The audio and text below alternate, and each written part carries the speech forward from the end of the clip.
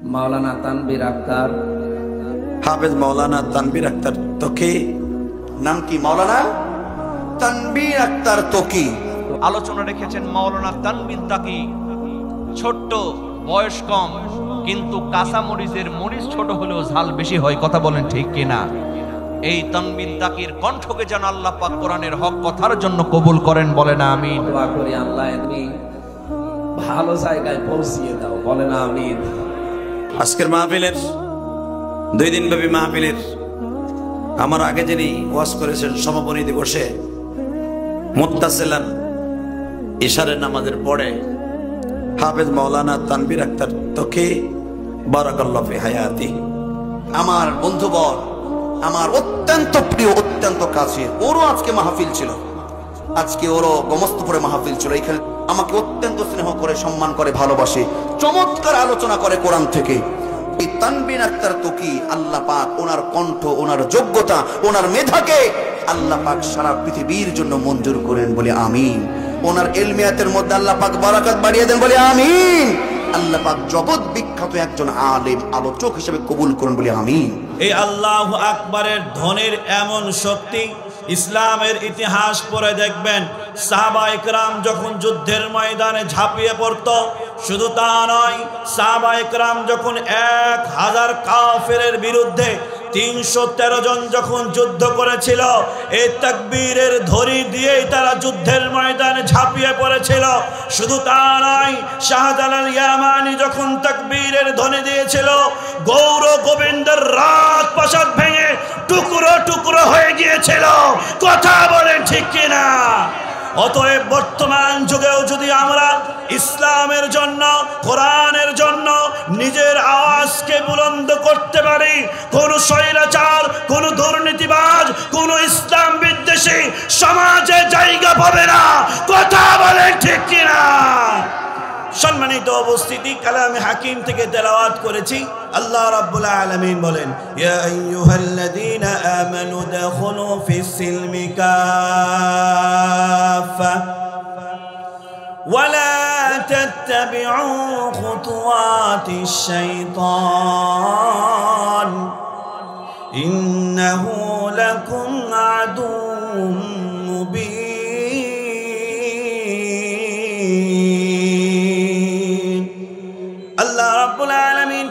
হাকিমের মধ্যে বলেন, ইয়া আইয়ুহাল্লাযীনা আমানু, হে আমার মুমিন ইমানদার বান্দারা। আল্লাহ মুমিন বান্দাদেরকে ডাক দিয়ে বলে, ইয়া আইয়ুহাল্লাযীনা আমানু উদখুলু ফিস সিলমি কাফা। হে মুমিন বান্দারা, হে আমার ইমানদার বান্দারা, যারা তোমরা ঈমান এনেছো, নিজেকে মুমিন দাবি করো, নিজেকে মুসলমান বলে পরিচয় দাও। আল্লাহ রাব্বুল আলামিন বলে, আমি তোমাদেরকে উদ্দেশ্য করে বলতেছি, ইয়া আইয়ুহাল্লাযীনা আমানু উদখুলু ফিস সিলমি কাফা। তোমরা ইসলামের মধ্যে প্রবেশ করো। আল্লাহ এইটুকুই বলে ক্ষান্ত হয় নাই। আল্লাহ রাব্বুল আলামিন বলে, উদখুলু ফিস সিলমি কাফা। তোমরা পরিপূর্ণভাবে ইসলামের মধ্যে প্রবেশ করো বলেছেন কে? আল্লাহ। সম্মানিত উপস্থিতি, আল্লাহ রাব্বুল আলামিন যে বলছেন পরিপূর্ণভাবে ইসলামের মধ্যে প্রবেশ করো, তার মানে এর কথার মধ্যে আসলে সত্যতা রয়েছে। কথা বলেন ঠিক কিনা?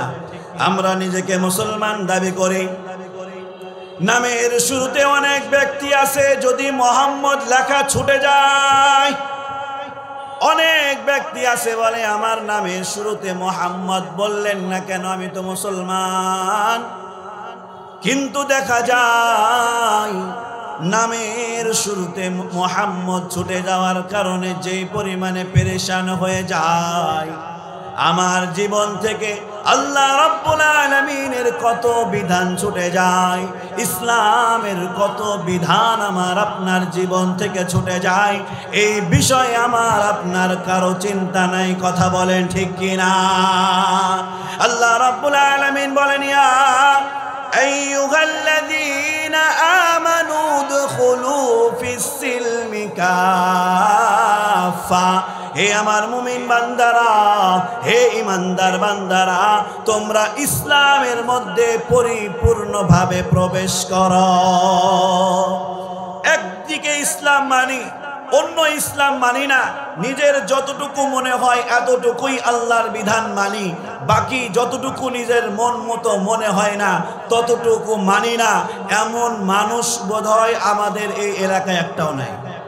সম্মানিত উপস্থিতি, আল্লাহ রাব্বুল আলামিন বলে উদখুলু ফিস-সিলমি কাফা ওয়ালা তাত্তাবিউ খুতুওয়াতিশ শাইতান ইন্নাহু লাকুম আদুউম মুবিন।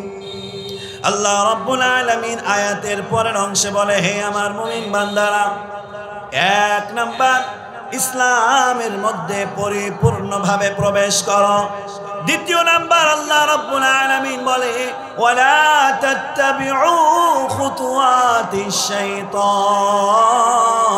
আল্লাহ রাব্বুল আলামিন বলে এক নাম্বার ইসলামের মধ্যে পরিপূর্ণভাবে প্রবেশ করবে, দ্বিতীয় নাম্বার শয়তানের পদাঙ্ক কখনোই অনুসরণ করবে না। বলেছেন কে? আল্লাহ রাব্বুল আলামিন নিষেধ করলেন যে আমি আপনি যেন শয়তানের পদাঙ্ক অনুসরণ না করি। আমার আপনার জীবনের দিকে যদি তাকানো যায়, আমাদের জীবন ব্যবস্থা এখন এই রকম হয়ে গিয়েছে যে ইসলামী শরীয়ত অনুযায়ী চলতে গিয়েও অনেক ফরজ কাজ করতে গিয়ে আমরা শরীয়ত বহির্ভূত কাজ করি। যেমনটা বলা যায় বিয়ে শাদীর ক্ষেত্রে গায়ে হলুদ নামে যাত্রার প্যান্ডেল করা, নামে মুসলমান, ফরজ কাজ হচ্ছে বিয়ের মতো একটা ইবাদতের কাজ হচ্ছে।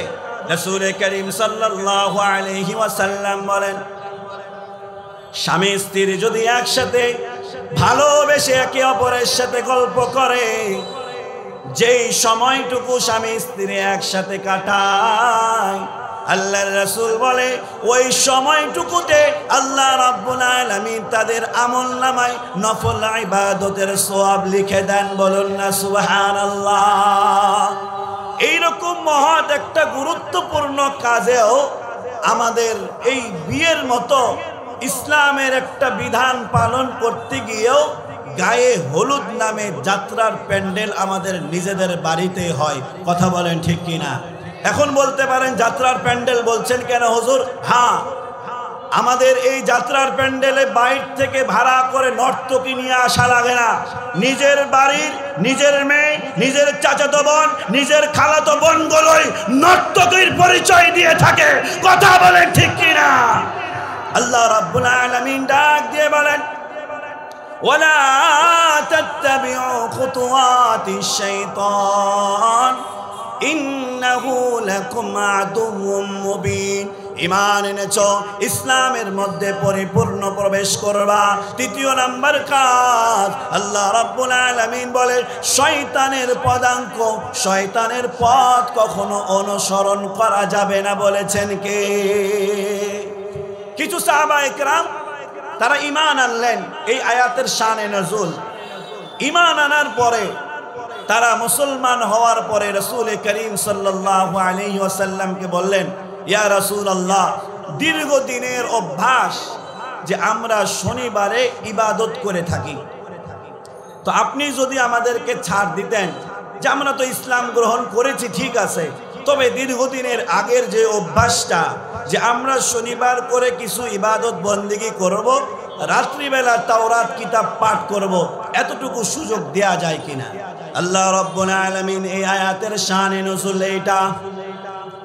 আল্লাহ রাব্বুল আলামিন এই আয়াত নাজিল করে গোটা বিশ্বের মুসলমানদেরকে জানায় দেয়, ইসলাম গ্রহণ করেছ, অন্য কোনো ধর্ম অনুসরণ করা যাবে না।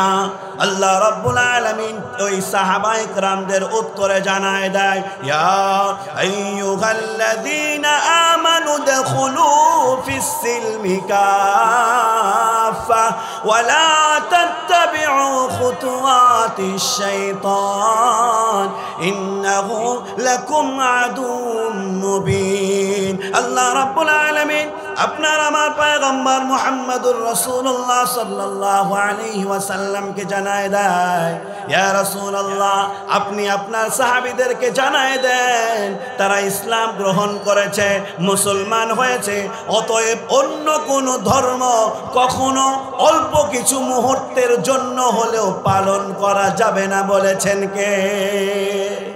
সম্মানিত উপস্থিতি, এবার আসি মূল আলোচনায়। যে আমাদের স্বভাবগত একটা অবস্থা এরকম, আমরা সেই কাজটাই করতে ভালোবাসি যেই কাজ করলে লাভ বেশি পাওয়া যায়। কথা বলেন ঠিক কিনা? আর লাভ ছাড়া যে কাজ করে, উদ্দেশ্য ছাড়া যে কাজ করে তারাই তো পাগল বলে। কথা বলেন ঠিক কিনা? তো মুসলমান আমরা যে কাজটা করব এই কাজের লাভ পাওয়া ছাড়া তো করা সম্ভব নয়। আল্লাহ রাব্বুল আলামিন আমাকে আপনাকে জানায় দেয়, হা হা হা ইসলামকে নিজের জীবনে পূর্ণাঙ্গভাবে যদি বাস্তবায়ন করা যায়, ব্যবসা করতে গিয়া ব্যবসায়িক ক্ষেত্রে দোকানে মাল উঠাইতে গিয়ে লোন নেওয়া লাগবে, মাল ঈদের আগে মাল উঠানোর জন্য কিস্তির প্রয়োজন পড়ে যায়, লোন উঠানোর প্রয়োজন পড়ে যায়। কিন্তু কোনো ব্যক্তি যদি ইসলামকে পরিপূর্ণভাবে যদি অনুসরণ করে, আল্লাহ রাব্বুল আলামিন নিষেধ করে রেখেছে কোনো ব্যক্তি সুদের কারবারের সাথে জড়িত হতে পারবে না বলেছেন কে? আল্লাহ রাব্বুল আলামিন নিষেধ করে রেখেছেন সুদের কোনো কারবারের সাথে জড়িত হওয়া যাবে না। কিন্তু আবার কিস্তি যদি না ওঠায় দোকানে মালও উঠবে না, তাহলে তো আমার সেই সময়টা কষ্টে যাবে। আল্লাহ রাব্বুল আলামিন সূরা দুহার 4 এবং 5 নম্বর আয়াতের মধ্যে জানায় দেয়, ওয়ালাল আখিরাতু খায়রুল লাকা মিনাল উলা ওয়ালা সাওফা ইউতিকা রাব্বুকা ফাতারদা। আল্লাহ রাব্বুল আলামিন আল্লাহর পয়গম্বরকে জানায় দেয়, ইয়া রাসূলুল্লাহ চিন্তার কোনো কারণ নাই, ওই সমস্ত মানুষগুলোরে জানায় দেন ইসলাম পরিপূর্ণ পালন করতে গিয়া শুরুর দিকে কষ্ট হবে। ওয়ালাল আখিরাতু খায়রুল লাকা মিনাল উলা, ইসলামকে কোনো ব্যক্তি যদি নিজের জীবনে বাস্তবায়ন করতে যায় শুরুর দিকে অনেক কষ্ট হবে, গুনার কাজ করতে পারবে না, অনেক হারাম কাজ থেকে তারে দূরে থাকা লাগবে, অনেক কষ্ট হবে। আল্লাহ রাব্বুল আলামিন আল্লাহর পয়গম্বর দিয়ে জানায় দেয়, ওয়ালাল আখিরাতু খায়রুল লাকা মিনাল উলা ওয়ালা সাওফা ইউতিকা রাব্বুকা ফাতারদা। আপনি আপনার উম্মতদেরকে জানায় দেন শুরুর দিকে কষ্ট হলেও শেষের জীবন আমি আল্লাহ তাদের সুখময় করে দেব বলেছেন কে? আল্লাহ রাব্বুল আলামিন বলে শুরুর দিকে হয়তো কিছুটা কষ্ট হবে, কিন্তু শেষের দিকে আমি আল্লাহ তাদের সুখ শান্তি দিয়ে পরিপূর্ণ করে দেব। বলুন না সুবহানাল্লাহ। সাহাবায়ে কেরাম ইসলাম গ্রহণ করেছিলেন, শুরুর দিকে প্রত্যেকটা সাহাবার জীবনে কষ্ট গিয়েছে, কিন্তু যদি আবার ঘুরে তাকায় দেখেন যেই সাহাবীগুলো নিজের ঘর ছেড়ে, নিজের বাড়ি ছেড়ে, নিজের মা ছেড়ে, নিজের সন্তানকে ছেড়ে আল্লাহর রাসূলের ডাকে সাড়া দিয়ে হিজরত করে মক্কা থেকে মদিনায় নিঃস্ব হয়ে চলে গিয়েছিল, আল্লাহ রাব্বুল আলামিন শেষের জীবনে তাদেরকে এমন ভাবে দিয়েছিলেন যে রাষ্ট্রের ক্ষমতা, রাষ্ট্রনায়ক তাদেরকে বানিয়ে দিয়েছিলেন। বলুন না সুবহানাল্লাহ। সাইয়্যিদিনা আবু বকর রাদিয়াল্লাহু তাআলা আনহুর ঘটনা তো আমরা জানি। আল্লাহর রাসূল ডাক দিয়ে বলে জিহাদের ময়দানে যাওয়া লাগবে, কে কি পারবা বের করে নিয়ে আসো আল্লাহর রাস্তায় দান করার জন্য। সমস্ত সাহাবায়ে কেরাম নিজের সম্বল অনুপাতে নিয়ে আসলো, কিন্তু একমাত্র সাইয়্যিদিনা আবু বকর রাদিয়াল্লাহু তাআলা আনহু ছোট্ট একটা পোটলা নিয়ে আসলেন। আল্লাহর রাসূল সাল্লাল্লাহু আলাইহি ওয়াসাল্লাম আবু বকরকে জিজ্ঞেস করলেন, রে আবু বকর, জিহাদের ময়দানে যাব, ছোট্ট একটা পোটলা নিয়ে এসেছো, এই ঝুড়ির মধ্যে, পোটলার মধ্যে কি আছে? আবু বকর ডাক দিয়ে বলে, নবী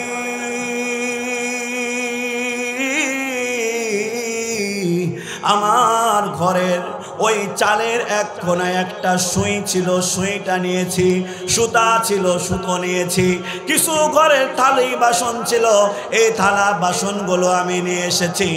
ইয়া রাসূলুল্লাহ, আমার ঘরে এই বস্তুগুলো ছাড়া, এই পোটলা ছাড়া আর কিছুই নাই। তার মানে বোঝা যায় যে আবু বকরের ঘরে কিছুই ছিল না। ইসলামের প্রথম খলিফা, ইসলামের প্রথম রাষ্ট্রনায়ক আল্লাহ আবু বকরকে ঘোষণা করেছিলেন। বলুন না সুবহানাল্লাহ। আল্লাহ রাব্বুল আলামিন বলেন, ওয়ালাল আখিরাতু খায়রুল লাকা মিনাল উলা ওয়ালাসাউফা ইউতিকা রাব্বুকা ফাতারদা। ইসলাম মানতে গিয়া প্রথম দিকেও যদি তোমার কষ্ট হয়, শেষ জীবনে আমি আল্লাহ তোমারে সুখ শান্তি দিয়ে পরিপূর্ণ করে দেব। বলুন না সুবহানাল্লাহ। সম্মানিত উপস্থিতি, এবার আমরা আসি যে এই কোরআনুল কারীমে যে আল্লাহ রাব্বুল আলামিন এই কথা বললেন যে ইসলামকে পরিপূর্ণভাবে মানা, ইসলাম মানলে কি লাভ, শোনার দরকার আছে না নাই? কোরআন এবং হাদিসের আলোকে তিনটি পয়েন্ট নিয়ে আলোচনা করব যে ইসলামকে পরিপূর্ণভাবে মানলে কি লাভ হয়। সম্মানিত উপস্থিতি, আর দ্বিতীয় পয়েন্ট ছিল আমাদের শয়তানের পদাঙ্ক অনুসরণ করা যাবে না। শয়তানের পদাঙ্ক অনুসরণ করলে কি ক্ষতি হয়, তিনটি ক্ষতির বিষয় নিয়ে আলোচনা হবে ইনশাআল্লাহ। আসুন, এক নাম্বার, ইসলাম মানলে কি লাভ হয়। আল্লাহ রাব্বুল আলামিন 6 নম্বর সূরা আনআমের 82 নম্বর আয়াতের মধ্যে বলেন, আল্লাযীনা আমানু ওয়া লাম ইয়ালবিসু ঈমানাহুম বিযুলমিন উলাইকা লাহুমুল আমনু ওয়া হুম মুহতাদুন।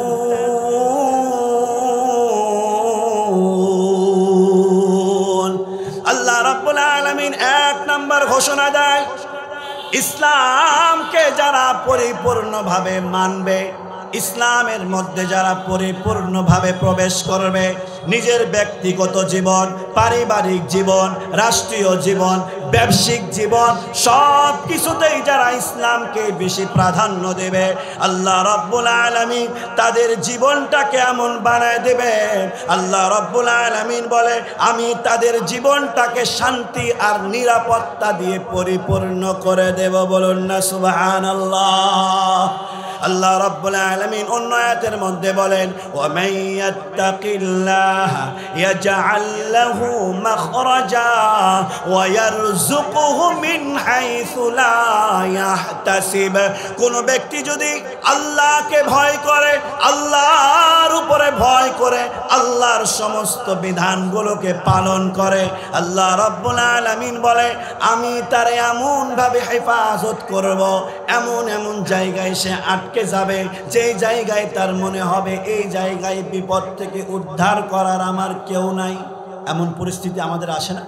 অনেক সময় চলে আসে যে হায় রে, এই সময় এই বিপদ থেকে তো আমাকে বাঁচানোর মতো কেউ নাই।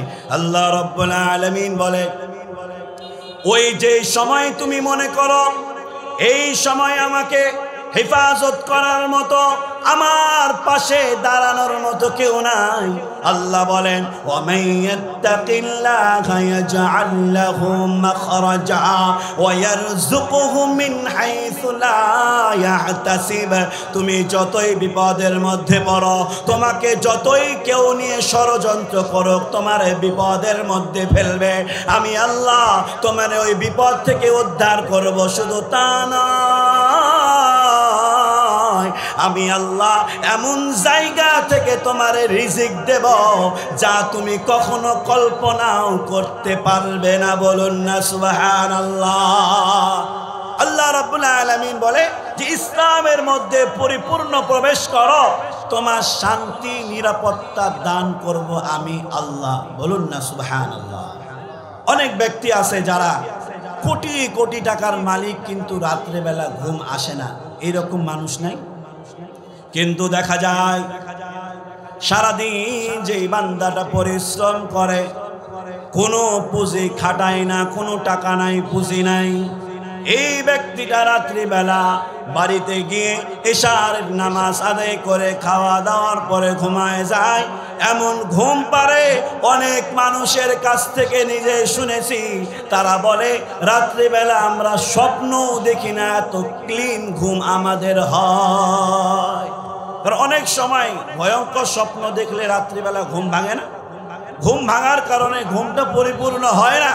কিন্তু কিছু ব্যক্তি আছে যারা বলে যে আমরা স্বপ্নই দেখি না, ওই যে ঘুমাইছি আবার ফজরের আজানের সময় ঘুম ভেঙেছে, এটাই তো শান্তি। কথা বলেন ঠিক কিনা? বাড়িতে যাওয়ার পরে সারাদিন পরিশ্রম করে যখন বাড়িতে যায়, বউ এই কথা বলে না তোমার মা সারাদিন আমার সাথে ঝগড়া করেছে, এই কথা বলে না।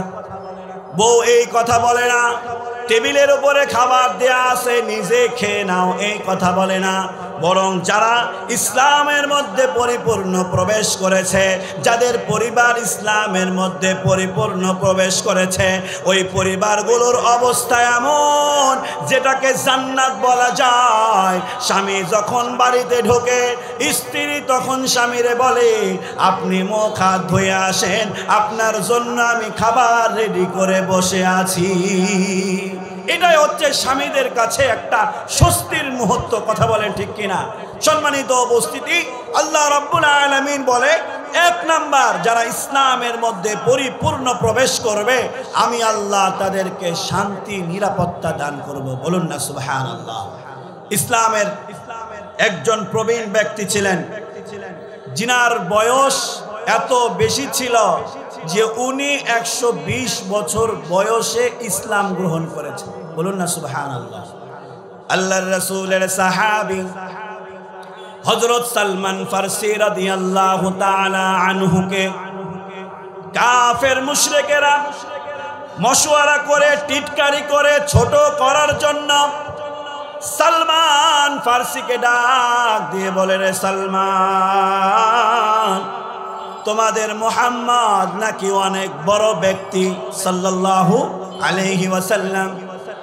কাফেররা ডাক দিয়ে বলে, তোমাদের মুহাম্মদ নাকি অনেক বড় ব্যক্তি, তার উপরে নাকি আল্লাহর কালাম অবতীর্ণ হয়। তো এত বড় একজন ব্যক্তি তোমাদেরকে বাথরুমে যাওয়া শিক্ষা দেয়, কোন পা দিয়ে বাথরুমে ঢোকা লাগবে, কোন পা দিয়ে বের হওয়া লাগবে, এর চাইতে হাস্যকর আর কিছুই হতে পারে না। সাধারণ বিবেক দিয়ে যদি আমরা ভেবে দেখি, ধরেন যে আমাদের এই মন্ত্রীর কাছে যায়, ওনাকে গিয়ে যদি বলি আমাদের এই ছোট্ট এই রাস্তাটা করে দেওয়া লাগবে, উনি উত্তর দেবে এই ছোট্ট কাজের জন্য আমার কাছে কেন? কথা ভুল বলেছি? উনি বলবে যে এই ছোট্ট একটা কাজ তো ওই এলাকার কোনো মেম্বার, কাউন্সিলর বা কি বলে বড় কোনো নেতারে ধরলেই তো হয়ে যায়, আমার কাছে তো আসার প্রয়োজন নাই। ঠিক এত বড় একজন পয়গম্বর যার স্থান আল্লাহর পরে, কথা কি ভুল বলেছি? কবিতার ভাষায় বলে, जहां तक है रुबूबियत खुदा का, जहां तक है रुबूबियत खुदा का, वहां तक है नबुवत मुस्तफा का। সাগরের তলদেশে ছোট্ট একটা মাছ যদি হেলে বেড়ায়, ওই ছোট্ট মাছের রব কে? ওই ছোট্ট একটা মাছের রব যেমন আল্লাহ, ওই ছোট্ট মাছের মুহাম্মদ রাসূলুল্লাহ সাল্লাল্লাহু আলাইহি ওয়াসাল্লাম নবী। কথা বলেন ঠিক কিনা? তো এত মহান একজন ব্যক্তি বাথরুমে ঢোকা শেখায়, বিষয়টা হাস্যকর হয় না?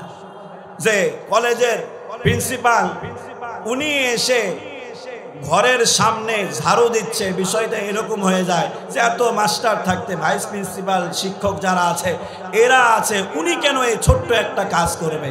কাফের মুশরিকরা সালমান ফারসিরে ডাক দিয়ে বলে, তোমাদের রাসূল নাকি অনেক বড় একজন ব্যক্তি, কিন্তু বাথরুমে যাওয়া শিখায় কিসের জন্য? সালমান ফারসি ডাক দিয়ে বলে, আমার বয়স 120 বছর। এই 120 বছর বয়সে আমি 4টা ধর্ম অনুসরণ করেছি। প্রথমে আমার বাবা ছিল মাজুসী, অগ্নি পূজক ছিল, অগ্নি পূজা আমি করেছি।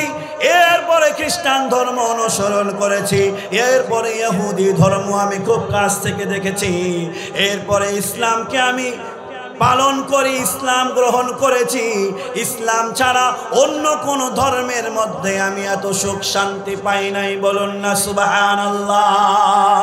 ইসলাম এমন এক জীবন ব্যবস্থা যে বাথরুমে ঢোকা থেকে নিয়ে নিজের রাষ্ট্রকে কিভাবে পরিচালনা করব এর দিক নির্দেশনাও রয়েছে। কথা বলেন ঠিক কিনা? ইসলাম একমাত্র ধর্ম যেই ধর্মের মধ্যে সুখ শান্তি ঢেলে দিয়েছেন কে? সালমান ফার্সি ডাক দিয়ে বলেন,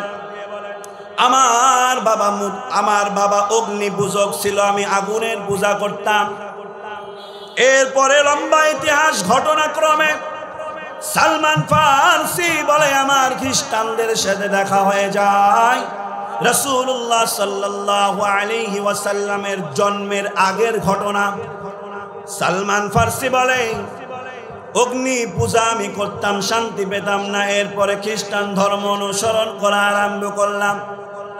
ওই সময় তখন ইনজিল কিতাব ছিল, ইনজিলের অনুসারী ছিল আমার আপনার পয়গম্বরের আবির্ভাব হয় নাই।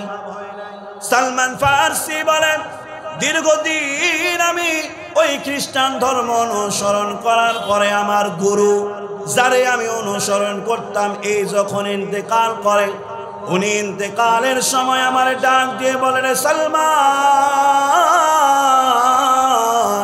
আমার যারা অনুসারী রয়েছে সবাইকে দেখেছি তারা দুনিয়াবি স্বার্থের জন্য আমার অনুসরণ করেছে, কিন্তু একমাত্র তোমাকেই দেখেছি যে পূর্ণাঙ্গ আল্লাহর ইবাদত করার জন্যই এই ধর্ম অনুসরণ করত। রে সালমান, তোমারে গোপন একটা তথ্য দে, এই যুগের মধ্যে শেষ নবীর আবির্ভাব হয়ে গিয়েছে। ওই শেষ নবীরে তুমি এমন এক জায়গায় পাবে যেই দেশের মধ্যে অনেক পাহাড় রয়েছে, যেই দেশের মধ্যে খেজুরের গাছ বেশি রয়েছে। ওই রাসূলের তিনটা আলামত থাকবে। এক নাম্বার, উনি সদকার কোনো মাল খাবে না। দ্বিতীয় নাম্বার, হাদিয়া গ্রহণ করবে। তৃতীয় নাম্বার, ওনার পিঠে একটা খতমে নবুয়তের শিলমোহর থাকবে। তুমি যদি ওনাকে পেয়ে যাও, ওনার ধর্ম অনুসরণ করবা, তাহলে তোমার জীবনে সুখ শান্তি ঢেলে দেবেন একজন, তিনি কে? সালমান ফার্সি ডাক দিয়ে বলেন, আমি মুহাম্মাদুর রাসূলুল্লাহর অনুসরণ করার জন্য খুব বড় পেরেশান হয়ে শাম দেশের পারস্যের এক বাজারে গিয়ে ওই দেশে মক্কার ব্যবসায়িকরা আসে, তাদের কাছে বলতে আরম্ভ করলাম, আপনারা তো মক্কার মানুষ, আপনাদের কাছে আমার আবদার, আপনারা আমারে মক্কায় নিয়ে চলেন, আপনাদের খাদেম হয়ে মক্কায় যেতে চাই। ওই যে মক্কার কিছু ইহুদিরা সালমান ফার্সির এই সরলতাকে কাজে লাগায়া সালমান ফার্সিকে নিয়ে গিয়ে মক্কার এক ইহুদির বাড়িতে গোলাম হিসাবে বিক্রি করে দিল। সালমান ফার্সি রাদিয়াল্লাহু তাআলা আনহু সম্ভ্রান্ত পরিবারের অগ্নি পূজক পণ্ডিতের সন্তান ছিল। কেউ কেউ বলে তার বাবা ওই এলাকার বাদশা ছিল। সালমান ফার্সি এত বড় সম্ভ্রান্ত পরিবারের একজন যুবক, ইহুদি পরিবারের গোলাম। সালমান ফার্সি তবুও কষ্ট পায় না। দীর্ঘদিন চলে গেল। একদিন হঠাৎ করে সালমান ফার্সি খেজুরের গাছের দেখাশোনা করত, খেজুরের গাছগুলোতে পানি দিত, খেজুর পাড়ত। সালমান ফার্সি বলে, আমি খেজুরের গাছের উপরে বসেছিলাম, খেজুর পাড়তেছিলাম, এমন মুহূর্তে কে যেন আমার এসে ডাক দিয়ে বলে, আমাদের মদিনায় মক্কা থেকে একজন হিজরত করে এসেছে, যার নাম নাকি মুহাম্মদ। বলুন না সুবহানাল্লাহ। সালমান ফার্সি বলে, আমি খেজুরের গাছের উপরে বসেছিলাম, খেজুরের গাছে বসে থাকা অবস্থায় এই সংবাদ শুনে খুশির তাড়না আমার শরীরে জ্বর চলে আসলো, আমার শরীরটা থরথর করে কাঁপতে আরম্ভ করলো। আমি খেজুরের গাছ থেকে নেমে ইহুদির ডাক দিয়ে বললাম, ভাই, আবারও সংবাদটা তোমার কাছে শুনতে চাই। এই কথা বলার কারণে আমি গোলাম, এই জন্য আমার গালে এমন জোরে একটা থাপ্পড় মারলো। সালমান ফার্সি বলে, আমি আর চোখে কিছু দেখতে পাই না, আমি বসে গিয়ে ওই আল্লাহর ডাক দিয়ে বললাম, আল্লাহ অতীতের সব দুঃখ আমি ভুলে গিয়েছি, আপনি আমারে মুহাম্মাদুর রাসূলুল্লাহর সাথে সাক্ষাৎ দিয়ে দেন, তাহলে আমার জীবনে আর কিছু লাগবে না। সালমান ফার্সি কয়েকদিন পরে আল্লাহর রাসূলকে পরীক্ষা করার জন্য আল্লাহর রাসূলের কাছে গিয়ে বলে, আপনারে আমি কিছু সাদকার মাল দিতে এসেছি, নিবেন কিনা? আল্লাহর রাসূল ডাক দিয়ে বলে, আমি নিব না। সালমান ফার্সি বলে, হাদিয়া দিলে নিবেন কিনা? বলে, হ্যাঁ নিব। এবার সালমান ফার্সি তারে আল্লাহর রাসূলের হাদিয়া দিল। হাদিয়া দেওয়ার পরে আল্লাহর রাসূল এই হাদিয়া নিয়ে সাহাবায়ে কেরামদের মাঝে বন্টন করতেছেন।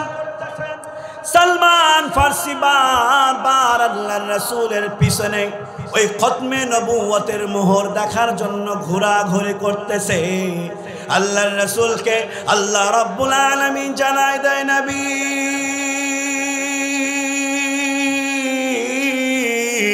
আপনার পিছনে যে পাগলের মতো এই ব্যক্তি ঘুরে বেড়ায়, 1 বছর নয়, 2 বছর নয়, 120 বছর ধরে আপনাকে খুঁজতেছে। ও নবী গো, আপনার পিছনের, আপনার পিঠের কাপড়টা সরায় দেন, ওই সালমান ফার্সি আপনার পিছনের খতমে নবুয়ত দেখে ঈমান আনবে। আল্লাহর রাসূল সালমান ফার্সির দিকে তাকায় আর মুস্কি মুস্কি হাসে। সালমান ডাক দিয়ে বলে, রে সালমান, আর খোঁজা লাগবে না, খোঁজা লাগবে না, আয় আয় আয়, দেখ আমার পিছনে খতমে নবুয়তের মোহর রয়েছে। সালমান ফার্সি খতমে নবুয়তের মোহর দেখার পরে চোখ দিয়ে পানি ঝরে ঝরে পড়ে। আল্লাহর রাসূল ডাক দিয়ে বলে, নবী এই সংবাদ আপনি কেমনে পাইলেন? আপনার খতমে নবুয়তের মোহর দেখার জন্য আমি পাগলের মতো ঘোরাঘুরি করতেছি। আল্লাহর রাসূল বলে, রে সালমান, আল্লাহর কাছে তুই কবুল হয়ে গিয়েছিস, তোর জান্নাতে যাওয়ার জন্য আর কোনো চিন্তা নাই। সালমান ফার্সি রাদিয়াল্লাহু তাআলা আনহু বলে যে আমি ইসলাম গ্রহণ করার আগে আরো 3টা ধর্ম অনুসরণ করেছি। ইসলামের মধ্যে যে রকম সুখ শান্তি আমি পেয়েছি অন্য ধর্মের মধ্যে পাই নাই। বলুন না সুবহানাল্লাহ।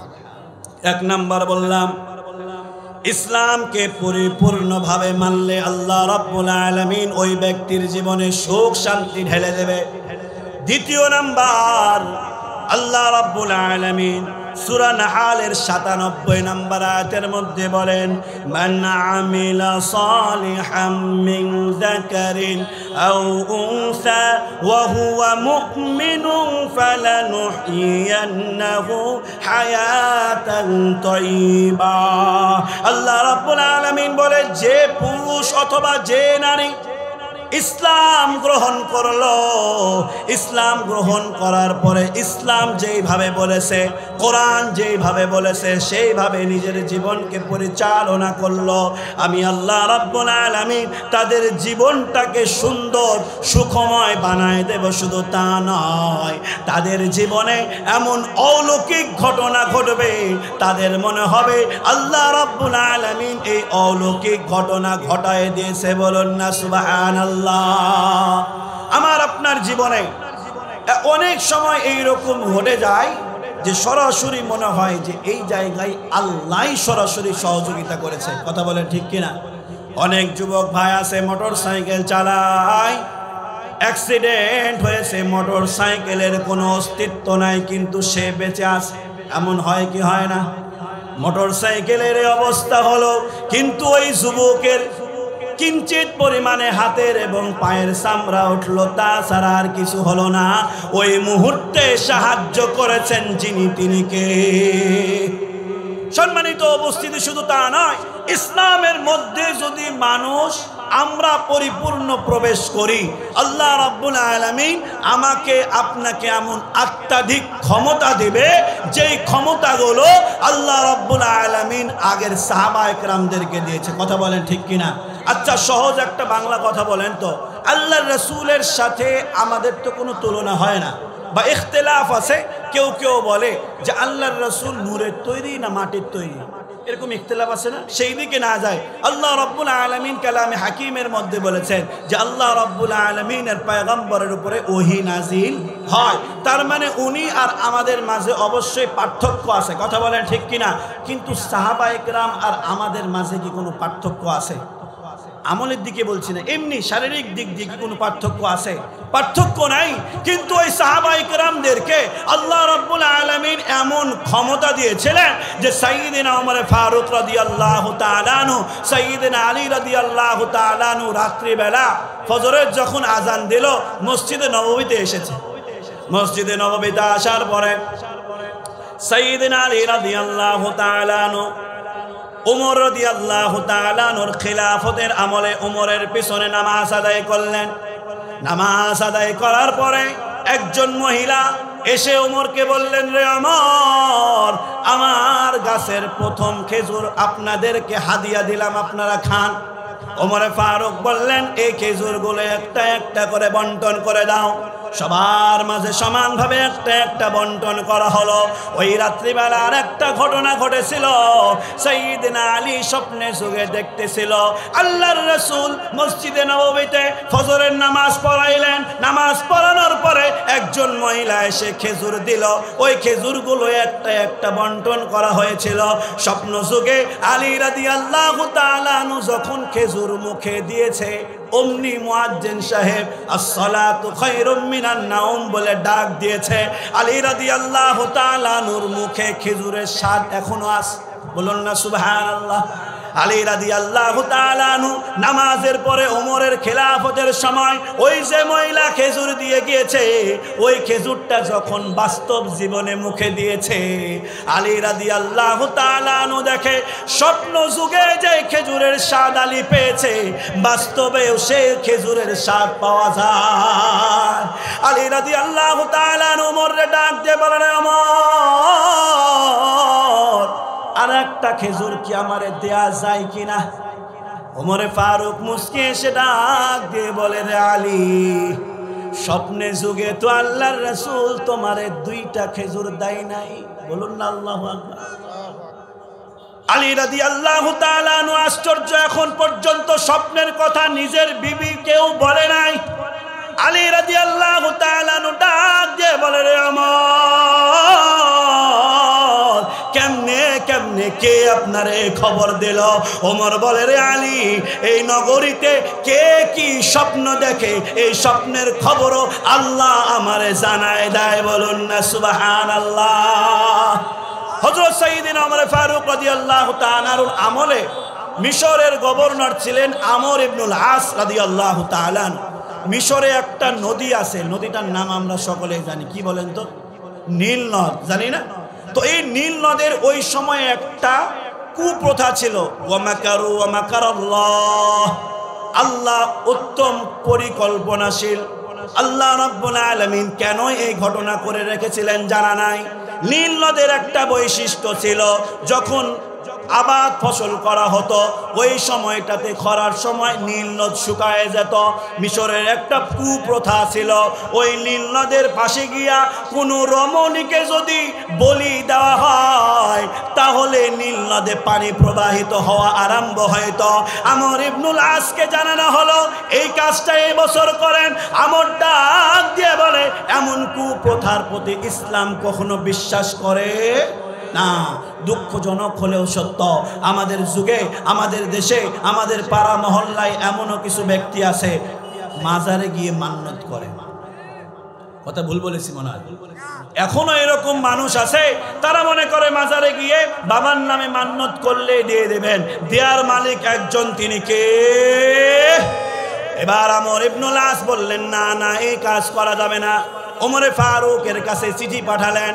ওমরে ফারুক যখন এই চিঠি পেলেন, আমর ইবনুল আসকে জানাইলেন, রে আমর, এক নাম্বার আপনারে চিঠি দিলাম, আপনি সিদ্ধান্ত নিয়েছেন, এই জন্য আপনারে সাধুবাদ। দ্বিতীয় নাম্বার চিঠি পাঠালেন হযরত ওমর ওই নীল নদকে উদ্দেশ্য করে। আমর ইবনুল আস যখন চিঠি পড়তেছিলেন, ওই সময়ের ইহুদিগুলো হাসাহাসি আরম্ভ করলো যে, আমর ইবনুল আস, তুমিও পাগল, তোমার ওমরও পাগল। নীল নদকে উদ্দেশ্য করে কেমনে চিঠি পাঠানো যায়? নীল নদ কি চিঠি পড়তে পারবে? আপনারা কি মনে করছেন এটা আমি বানিয়ে বলছি? এটা ইতিহাসের কিতাব থেকে প্রসিদ্ধ একটি ঘটনা। হযরত আমর ইবনুল আস রাদিয়াল্লাহু তাআলা আনহু ওই চিঠিটা পড়ার পরে আমর ইবনুল আস রাদিয়াল্লাহু তাআলা আনহু ওই চিঠি নিয়ে নীল নদের কাছে যখন গেল, হযরত সাইয়্যিদিনা আমর ইবনুল আস বলেন, নীল নদে যখন সাইয়্যিদিনা আমরের ওই চিঠি ছাড়লাম, যে চিঠির মধ্যে লেখা ছিল, রে নদী, আল্লাহর নামে যদি প্রবাহিত হোস তো হয়ে যা, আর যদি আল্লাহর নামে প্রবাহিত না হোস, তোর মতো নীল নদের প্রয়োজন নাই। পরের দিন নীল নদে আমরা মাটি দিয়ে ভরাট করে দেব। সাইয়্যিদিনা ওমর ফারুক রাদিয়াল্লাহু তাআলা আনহুর এই চিঠি যখন নীল নদের মধ্যে ছাড়া হলো, সঙ্গে সঙ্গে নীল নদে পানি প্রবাহিত হওয়া আরম্ভ হয়ে গেল। বলুন না সুবহানাল্লাহ। এই ক্ষমতা সাইয়্যিদিনা ওমর ফারুক রাদিয়াল্লাহু তাআলা আনহু কোত্থেকে পেল? يا أيها الذين آمنوا ادخلوا في السلم كافة ولا تتبعوا خطوات الشيطان إنه لكم عدو مبين। হে ইমানদার বান্দারা, হে মুমিন বান্দারা, ইসলামের মধ্যে পরিপূর্ণভাবে প্রবেশ করো, শয়তানের পথ অনুসরণ করো না। দুনিয়াতে আমি আল্লাহ তোমাদেরকে রাজত্ব দান করব। বলুন না সুবহানাল্লাহ। সম্মানিত উপস্থিতি, 3 নাম্বার আলোচনা যে আল্লাহ রাব্বুল আলামিনের এই আল্লাহর যে বিধান, আল্লাহ যে হুকুম করলেন, যে আল্লাহ বললেন ইসলামের মধ্যে পরিপূর্ণ প্রবেশ করলে আল্লাহ রাব্বুল আলামিন 3 নাম্বার পুরস্কার দিবেন। সূরা নিসার 13 নম্বর আয়াতের মধ্যে পাওয়া যায়। আল্লাহ রাব্বুল আলামিন বলেন, ومن يطع الله ورسوله يدخله جنات تجري من تحتها الأنهار। যে বান্দাগুলো আল্লাহর বিধান পালন করবে, রাসূলের দেখানো পথ অনুসরণ করবে, আল্লাহ রাব্বুল আলামিন বলে, আমি আল্লাহ তাদেরকে এমন জান্নাত দান করব, যেই জান্নাতের তলদেশ দিয়ে নহর প্রবাহিত হয়। খুশি হননি মন আপনারা? নহর প্রবাহিত হওয়ার বিষয়টি তারাই বুঝতে পারবে যারা দূরে, হয়তো বান্দরবন এই জায়গাগুলো ঘুরে এসেছেন পাহাড়ের উপরে। আমার জীবনে একবার গত মাসের আগের মাসে চট্টগ্রামে মাহফিল ছিল আমাদের জাকির হুজুরের সাথে। ওই যাওয়ার পরে বান্দরবনের নীল চর নামে যে পাহাড়টা আছে, এই পাহাড়ের উপরে ওঠে এই আয়াতের কথাই মনে পড়েছে যে এই পাহাড়ের উপরে যদি একটা বাড়ি থাকে, আর এই বাড়ির তলদেশ দিয়ে ওই পাহাড়ের পাশ দিয়ে যদি একটা নহর প্রবাহিত হয়, দৃশ্যটা কেমন হবে একটু চিন্তা করে দেখেন তো। আল্লাহ রাব্বুল আলামিন বলেন, ومن يطع الله ورسوله يدخله جنات تجري من تحتها الأنهار। আল্লাহ রাব্বুল আলামিন বলে, আল্লাহর বিধান পালন করো, রাসূলের দেখানো পথ অনুসরণ করো, আমি আল্লাহ এমন জান্নাত দান করব যে জান্নাতের তলদেশ দিয়ে নহর প্রবাহিত হয়।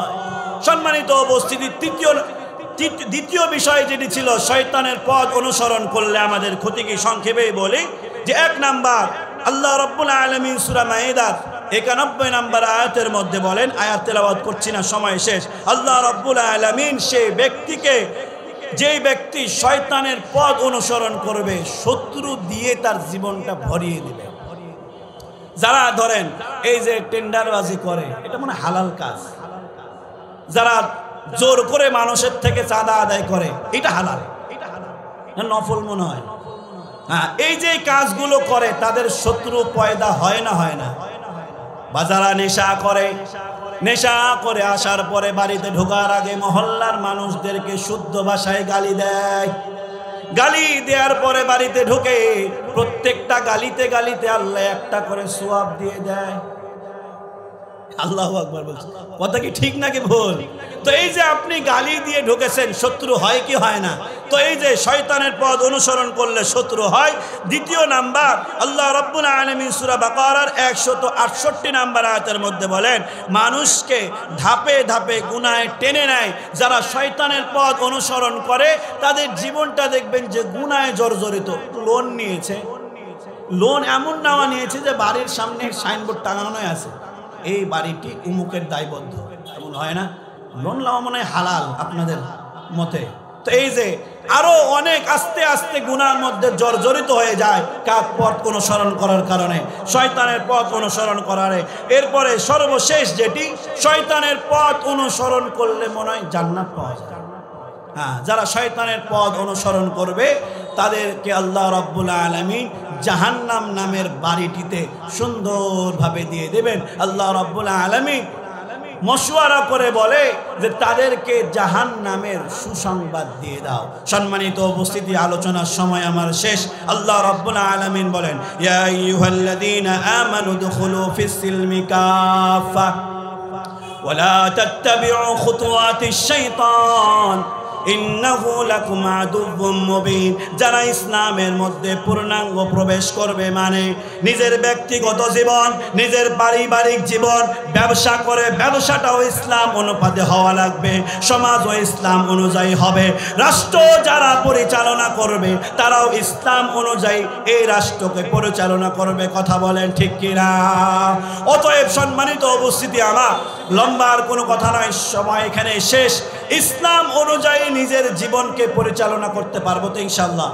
ইনশাআল্লাহ জোরে আওয়াজ দিয়ে বলি, পারবো তো ইনশাআল্লাহ? ইসলামই একমাত্র আমাকে আপনাকে সুখ শান্তি দিবে, ইসলামই একমাত্র আমাকে আপনাকে মুক্তি দিবে, ইসলামই একমাত্র আপনার আমার রাষ্ট্রে শান্তি আনতে পারে। কথা বলে ঠিক কিনা? সম্মানিত উপস্থিতি, আল্লাহ রাব্বুল আলামিন আল্লাহর কালাম অনুপাতে আমাকে আপনাকে সকলকে জীবন পরিচালনা করার তৌফিক দান করুন। সকলে বলি আমিন। ওয়া আখিরু দাওয়ানা আলহামদুলিল্লাহি রাব্বিল আলামিন। আসসালামু আলাইকুম ওয়া রাহমাতুল্লাহি ওয়া বারাকাতুহু।